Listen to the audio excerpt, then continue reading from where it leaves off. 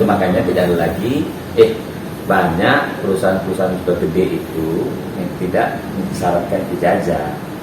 Dia lebih condong.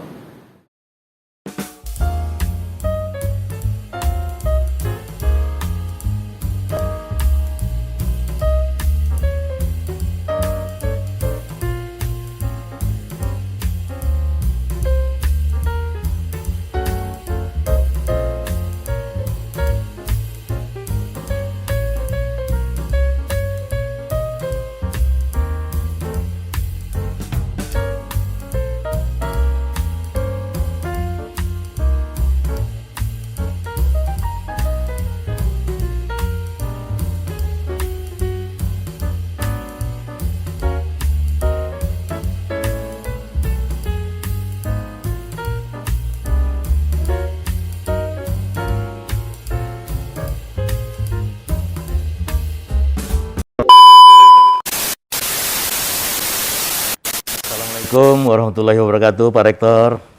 Waalaikumsalam warahmatullahi wabarakatuh. Bu Kesper, apa kabar? Kabar baik. Alhamdulillah, baik.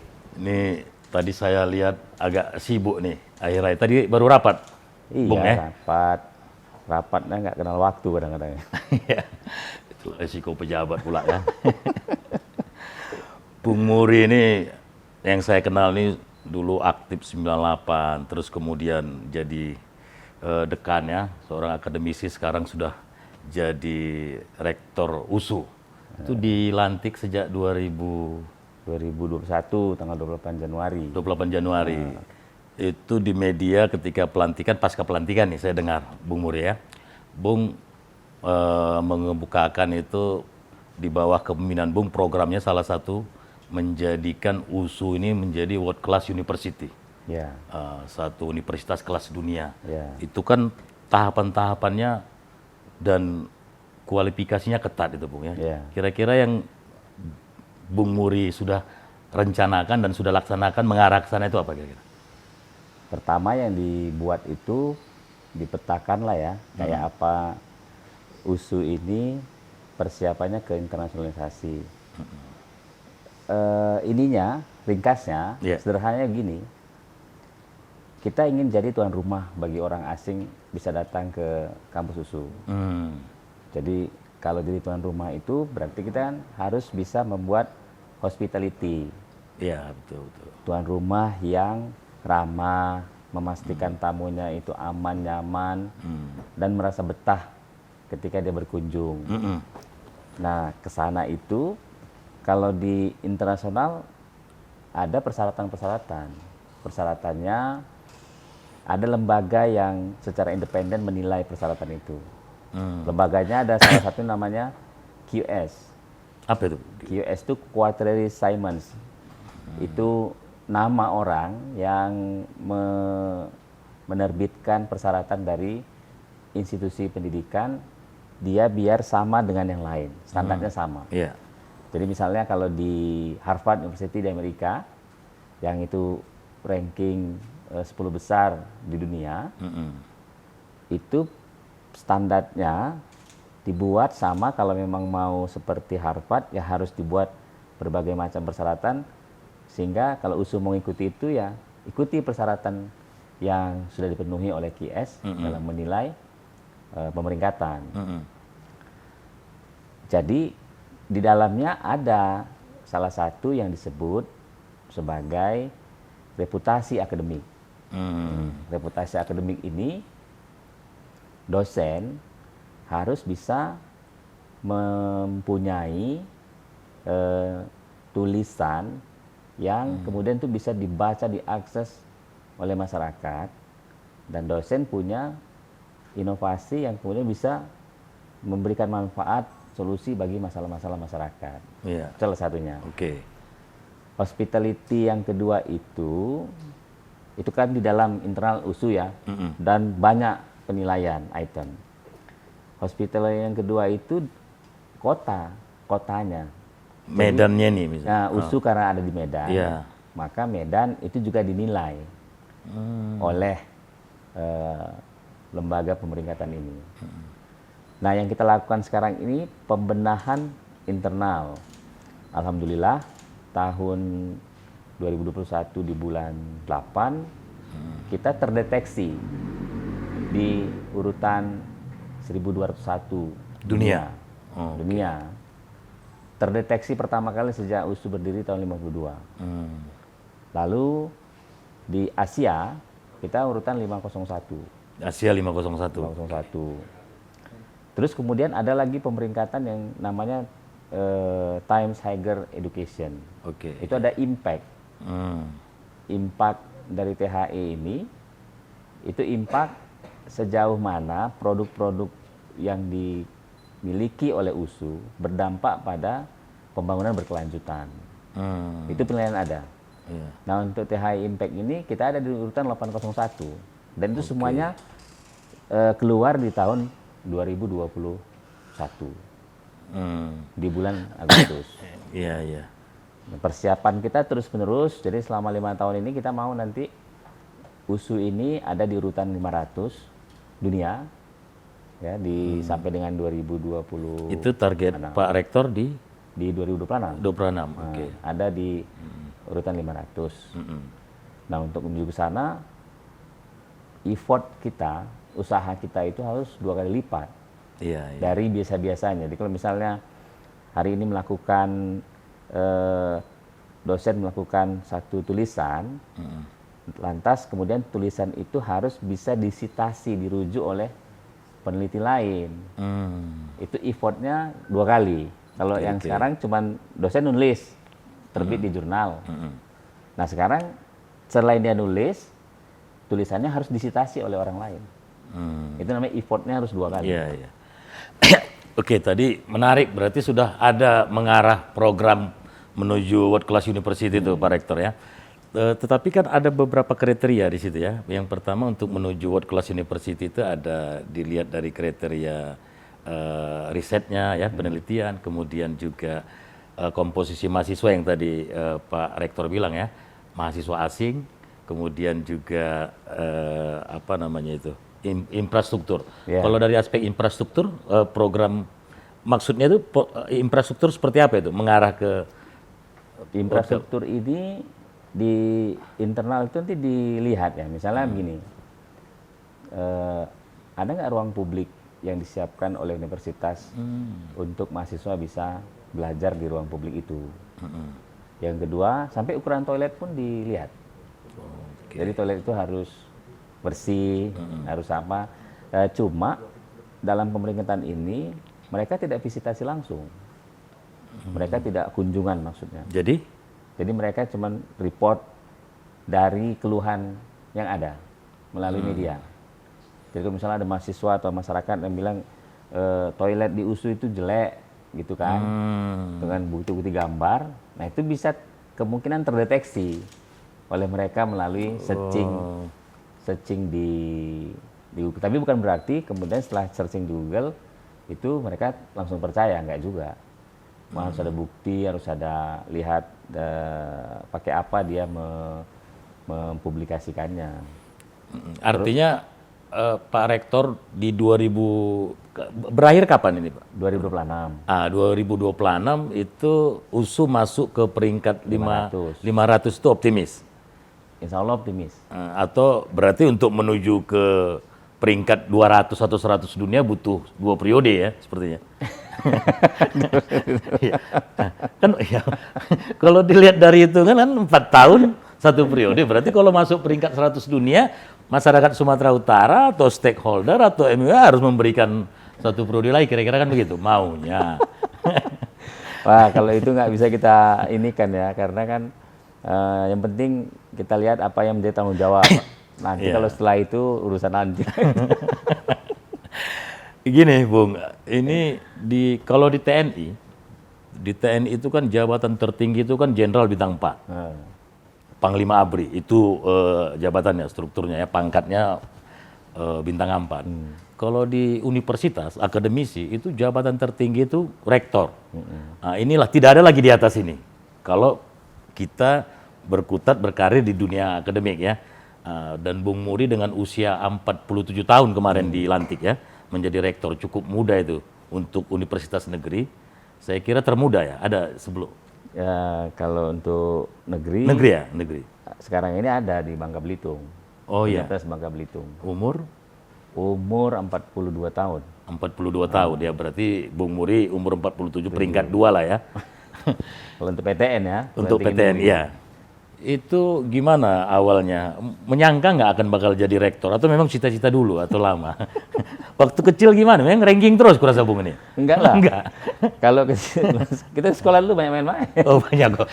Main-main Kalau aja bisa dulu- jadi rektor, tapi kalau Iya. serius jadi presiden ya. Enggak, hidup ini kan sebenarnya bukan hanya soal kecerdasan kan. Iya, iya. Tapi ya sama juga misalnya gini. Sekarang ini kan perusahaan-perusahaan besar kayak Google, kayak misalnya Microsoft, Iya, iya. itu sekarang sudah tidak lagi mengandalkan ijazah sebagai dasar mereka merekrut para CEO-nya. Oh. Yang dilihat mereka itulah portofolio. Apa itu portofolio? Misalnya begini, Google buka lamaran atau Microsoft buka lamaran kerja, dia mencari seorang CEO. Betul. Ada yang melamar Iya. dengan proses rekrutmen terbuka. Yang ditanya itu bukan Anda tamat dari mana dengan IP berapa atau nilai pada saat kuliah berapa. Tapi yang ditanya disodori satu kasus, terus si pelamar ini harus bisa menjawab kasus itu bagaimana cara menyelesaikannya, terus kemudian bisa meyakinkan si pewawancara ini tentang usulan yang dia ajukan untuk menyelesaikan masalah itu. Berarti Iya, iya. kalau misalnya punya IP tinggi, belum tentu dia bisa menyampaikan pada orang lain tentang apa yang dipikirkan sehingga orang lain itu bisa mengerti.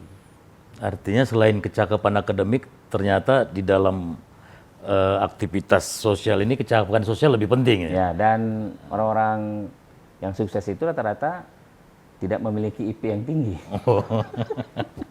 Orang-orang yang kaya yang sukses itu IP-nya justru atau nilai sekolahnya justru ya biasa-biasa aja.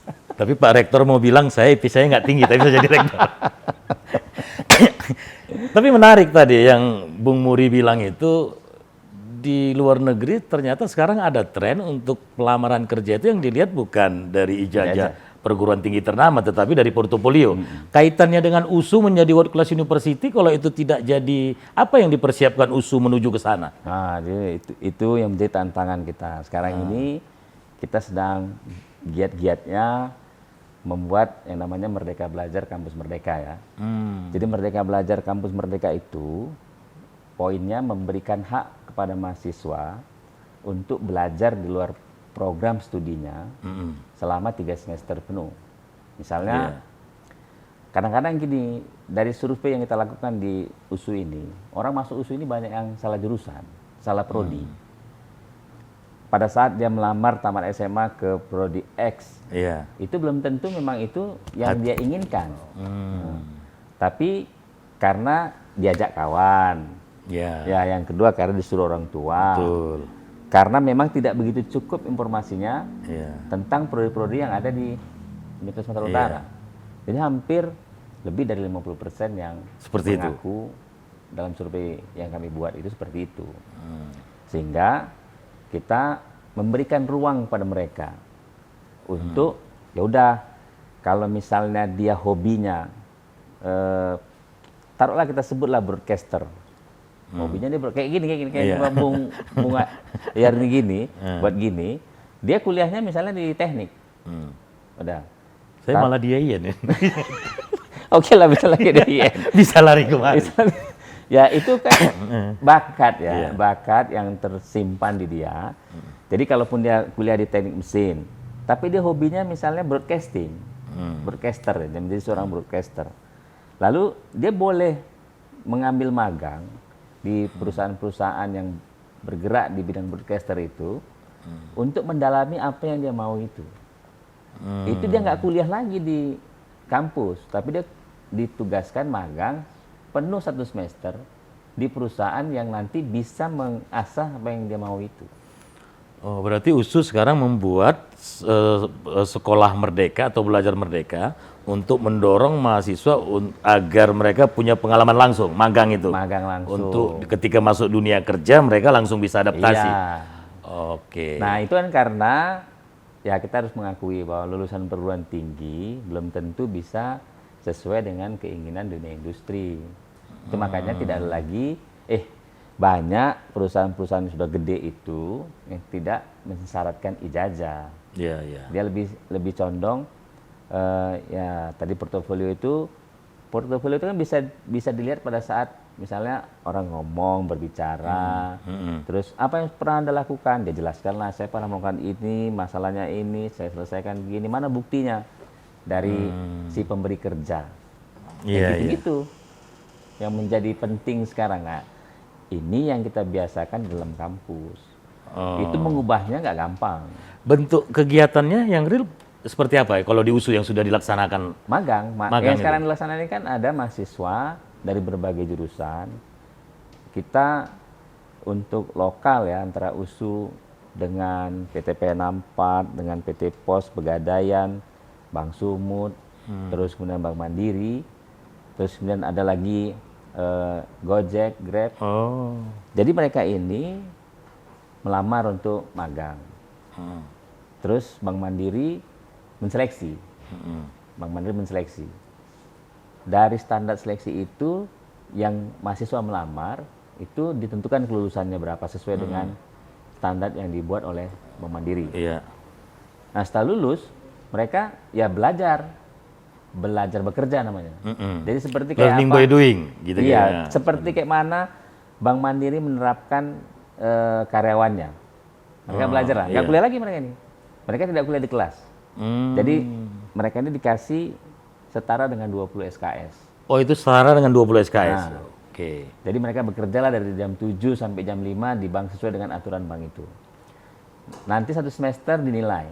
Kalau diperlukan lagi, lanjut. Nah kalau diputuskan Bank Mandiri dia diterima sebagai karyawan, ya sudah. Dia bekerja. Langsung. Terus hubungannya, dia tetap kuliah statusnya? Tetap kuliah, kan 20 SKS dikasih. Tanpa dia harus ikuti mata kuliah di kelas. Oke. Nah, jadi belajar bekerja itu dikasihlah dia 20 SKS dengan bimbingan dari seorang dosen dan bimbingan dari pegawai atau pimpinan yang ada di Bank Mandiri itu. Itu gagasan belajar merdeka tadi yang Bung Muri ungkapkan tadi, apakah gagasan murni dari Pak Rektor atau ada adopsi dari kampus yang lain untuk dalam rangka menghadapi pasar tenaga kerja itu? Sebetulnya MBKM-nya, Merdeka Belajar Kampus Merdeka ini sudah, saya waktu dekan itu sempat menjadi tim perumus di awal-awal sebelum kebijakan ini di-launching oleh Mas Nadiem sebagai menteri. Lalu dari rumusan itu ketika jadi dekan saya coba di tahun 2019, tapi memang karena dia belum terlembagakan, belum ada dasar pelaksanaannya, ya nggak bisa waktu itu diterapkan. Waktu saya jadi rektor, itulah yang pertama yang kita lakukan. Makanya di tahun 2021 sejak Januari sampai dengan Desember itu kita merancang itu secara serius dengan bank-bank ini. Saya memodifikasi pelaksanaannya di lapangan. Oke. Jadi sama Bank Mandiri misalnya, Pak Bapak ada program apa? Bicara sama pimpinan Kanwil Bank Mandiri di Sumatera, regional Sumatera, Sumatera Utara, Sumatera bagian utara. Kami punya ini Pak, oke Pak, saya tawarkan programnya ini. Mau nggak? Nanti kalau ini sudah bawa berhasil, ya udah anak-anak ini bisa bawa pekerjaan. Ketimbang Bapak membuka bursa kerja. Iya, iya. Dan dia setuju, dilaksanakanlah, dieksekusilah. Ada lagi pengalaman lain di PT Pos. PT Pos ini kan sekarang, kalau PT Pos kantor-kantor di luar dari kantor cabangnya, ini kan di pihak ketiga kan sekarang sama PT Pos. Iya, betul, betul. Jadi kalau ada masyarakat yang punya gagasan proposal untuk mengelola PT Pos, mereka didampingi oleh pegawai PT Pos, dikasih modal hariannya, lalu yang menjalankan operasional ini ya masyarakat ini. Nah di sini kita bilang, oke, kita buat mahasiswa agar mereka berkelompok mengelola beberapa kantor kasnya, kantor cabang pembantunya PT Pos. Waktu itu anak-anak ada yang di Siantar, ada yang di Balige, ada yang di Langkat. Yang mengelola kantor pos itu, surat menyurat, kirim pengiriman barang, ini sudah berlaku ke semua fakultas, tapi atau ada semacam apa ya? eh, Semacam uji coba fakultas prioritas itu teknik dulu mungkin atau ekonomi dulu mungkin. Nggak ada, kita buka umum. Buka semuanya. Buka semua. Dan kesiapan daripada dosen ini kan metode baru ini. Nah, itu walaupun dia tantangan. metode lama tapi kan kemudian dimodifikasi oleh Pak Rektor, terus kan kemudian ini butuh infrastruktur kesiapan mulai dari modul, teknik pengajaran, kesiapan mulai dari pertanyaan, ujian ini di tingkat ada kendala di tingkat dosen. Ya ada juga Ada ya? tantangannya. Ada yang nggak ngakui. Ada dosen yang kalau ada dosen yang nggak ngakui saya panggil aja. Iya. Oh, nggak dibikin semacam pelatihan atau diklat biar mereka persiapan nggak ada, bukan seperti itu. Untuk yang akan dijadikan sebagai dosen penggerak, udah. Jadi mereka kan dikasih Oh, namanya dosen penggerak ya? penggerak, itu sudah. Oke. Cuma ada dosen yang tidak mau terima. Tidak tergerak. Nah, nggak mau terima. Nah, itu kita panggil, kita sampein, ini kebijakan, konsekuensinya ada. Ya udah, sampai sekarang ya rata-rata dosen masih ada yang, dan masih banyak pun yang menolak. Karena mereka nggak mau, kalau mahasiswa yang nggak saya ajari dengan gini, dia tidak akan bisa jadi seperti ini menurut dosen itu. Biasa itu, Bung, yang baru-baru, ide baru, gagasan baru, pasti di awal-awal ada penolakan kan. Di tingkat kementerian sendiri, merespon ini gimana? Ya ini jadi kita kan dapat kontrak kinerja ini ya. Jadi jumlah mahasiswa USU itu 40.402 orang. Nah, kita harus membuat program ini sebanyak 12.000 orang mahasiswa per tahun. Tiap tahun. Wah. Jadi beban juga ya, Pak. 12.000. Tantangannya tadi itu ya, dosen ada yang nggak ngasih. Jadi dosen penggerak yang kita latih itu masih sedikit, ya pelan-pelan lah. Karena ini kan relatif baru kita laksanakan ya 7 bulan efektifnya ya. Mudah-mudahan tahun ini nambahnya banyak, kayaknya ada banyak ini nambahnya. Iya. Tadi saya dengar kerjasama USU-nya itu dengan perusahaan dalam banyak ya, Bank Mandiri, PTPN, dengan yang pihak luar, perusahaan luar misalnya, ada sudah dijajaki atau sudah ada yang terrealisasi? Yang kalau perusahaan luar itu kita udah sekarang dengan Binar, dengan Tokopedia, dengan Grab Google kan, Grab sama Gojek kan juga perusahaan luar. Oh yang iya. TBK kan, itu sudah. Udah ya. Dan semua ada lagi juga, itu ada 100 perusahaan yang bekerja sama dengan Kemendikbudristek, itu bisa langsung dilamar anak-anak ini. Selain yang kita buat secara spesifik dengan USU. Iya.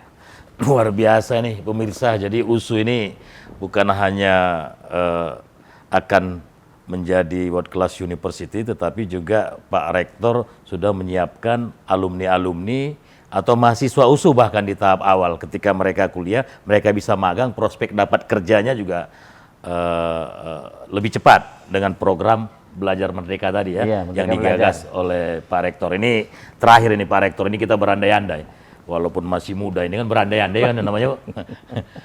Ini kan Pak Rektor ini dikenal dekat dengan tokoh nasional, dekat dengan tokoh lokal, ya kan? Setelah tidak lagi menjabat sebagai rektor, ya apakah 1 periode atau 2 periode atau 3 periode kan? Nah, itu tergantung apanya. Ada rencana berkutat atau masuk dalam dunia politik praktis sebenarnya. Karena Pak Rektor ini familiar juga dengan apakah ikut bertarung dalam kompetisi pilkada atau anggota DPR RI. Nah, karena Pak Rektor ini mumpuni kan, masih muda, cerdas, punya jaringan, punya wawasan, dan juga dikenal mengadvokasi masyarakat sejak masih integritasnya. Nah, gimana Pak Rektor itu? Nah gini, yang saya lakukan misalnya itu kan bagian dari laboratorium kuliah. Jadi kalau kedokteran punya laboratorium kuliahnya, FKG, teknik, FISIP ini labnya apa kalau nggak masyarakat? Oh iya, betul. Jadi kalau misalnya mengadvokasi atau mendampingi calon kepala daerah, calon DPR, legislatif dan seterusnya, itu kan lab kami. tupoksinya. Bukan tupoksi. Oh, bukan Itu lab. Lab ya, oke. Jadi Oke. belajarnya nggak sekedar buku, Betul, tapi betul. kita kan tahu. Itu makanya tadi kita sangat mendorong Merdeka Belajar itu, karena saya pernah mengalami menjadi mahasiswa. Kalau kita di kelas saja belajar, kita kan nggak dapat apa-apa. Betul. Ya dapatnya cuma tahulah pengertian politik itu gini-gini tahu. Tapi dipraktekkan kayak apa kan nggak tahu kalau nggak kita. Ruhnya nggak ketangkap. Misalnya nggak jadi nggak masuk organisasi mahasiswa. Betul. Jadi saya bilang sama anak-anak ini kan, sama ketua prodi ini, kalau ada mahasiswa yang menjadi ketua BEM, ketua PEMA, ketua organisasi ekstra, ketua HMI, ketua GMI, macam-macam, itu luluskan sesi A dia kepemimpinan. Tanpa dia ikut kelas. Iya. Loh kenapa Pak? Gitu. Cobalah Bapak jadi ketua organisasi misalkan. Nah dia bisa orasi, dia bisa kemudian mempengaruhi orang, ketemu sana sini. Itu udah cukup memberikan dampak bagi dia untuk memperkuat komitmennya. Ketimbang dia harus mengikuti Bapak ngajarkan dia tentang apakah itu kepemimpinan. Kan lucu. Kepemimpinan itu nggak bisa diajarkan, Pak. Kepemimpinan adalah atau suruh bapak yang ngajar itu, dia kata sambutan di acara Maulid Nabi dia gemetar. Nah, ya. Nah itulah, itu kan lab kami. Iya. Jadi kalau dibilang banyak yang bilang saya bilang itu ya dekat dengan gara-gara itu, gara-gara menerapkan lab itu. Sama juga dengan orang kedokteran. Kalau dia rajin ke lab, terus dia bisa mempraktekkan sama pasiennya. Tentu kalau pasiennya sehat, baik, karena dia sering meneliti itu, terkenal nggak dokter itu? Terkenal. Terkenal kan? Iya. Karena bicara dari orang ke orang. Betul. Oh itu dokter itu bagus. Ya sama lah kayak misalnya orang-orang ilmu politik, ilmu sosial, ilmu Berarti politik. kalau ada orang FISIP tapi tidak berintegrasi Ya, itu nggak orang FISIP. dengan orang masyarakat, bukan? Saya bilang gini, orang sosial itu adalah pemimpin dari segala ilmu. Orang-orang eksak terus kemudian non sosial itu harus marah. Wah, ya Pak, misalnya orang dokter, kalau Bapak bisa menemukan vaksin virus corona ini, itu tugas Bapak selesai. Nah, sekarang serahkan vaksin temuan Bapak itu ke kami, biar vaksin Bapak itu bisa kami terapkan ke masyarakat. Iya, betul. Ngajak Udah, Bapak, masyarakat. cukup itu tugas Bapak udah selesai. Nggak perlu Bapak mikirin vaksinnya dipakai apa enggak, itu bukan urusan Bapak, itu urusan kami. Itu urusan orang FISIP. Iya. Oke, Bung Muri, terima kasih atas kesediaannya menerima Waspada TV. Mudah-mudahan bincang-bincang kita tadi ini didengar oleh masyarakat, ada manfaatnya karena banyak informasi tadi yang Pak Rektor ungkapkan, mulai dari orientasi USU ke depan akan menjadi World Class University, terus kemudian juga proses mengajarnya juga sudah ada yang baru, betul-betul menyiapkan tantangan kerja dalam bentuk magang belajar merdeka tadi ya. Mudah-mudahan USU dan program-program ke depan tercapai. Amin. Sehat dan sukses selalu buat Pak Rektor. Akhirul kalam. Waspada TV ya. juga berharap bisa seperti misalnya nanti satu produksi TV yang mengandalkan podcast yang bisa dihargai, dicari, disegani oleh masyarakat. Bisa. Ada kerjasama nanti antara USU dan Waspada TV dalam rangka belajar merdeka tadi. Ya, mungkin ilmu komunikasi ya di USU ya. Semua mahasiswa bisa kita gunakan. Oke. Karena kan itu kan passionnya. Jadi kalau ada mahasiswa yang passionnya sudah kemari, nggak diajari pun dia cari Betul. informasi sendiri. Oke. Itu. Terima kasih Bung Muri. Makasih. Makasih. Akhirul kalam, wallahul muwaffiq ila aqwamit thoriq. Assalamualaikum warahmatullahi wabarakatuh. Waalaikumsalam.